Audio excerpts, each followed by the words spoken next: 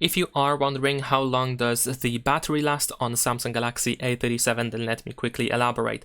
So if we consider a typical daily usage of the phone, the average time is going to be approximately 13 hours and 50 minutes. Of course, the time for you might be completely different. You might be able to get more time out of a single charge from 100% to 0. And in some cases, you might have less than that. This depends on many different things. To be precise, on things like what you do with your phone, what features you have enabled, what settings are enabled or disabled. So of course you need to keep that in mind, that for other people the battery lifespan might be actually different. So if you use the phone just for calling, then you should be able to get approximately 23 hours.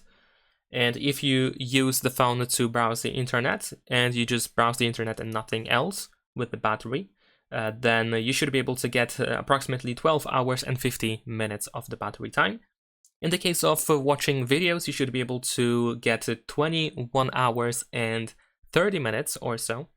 And if you just want to play games, then the battery is going to last approximately 7 hours and 35 minutes.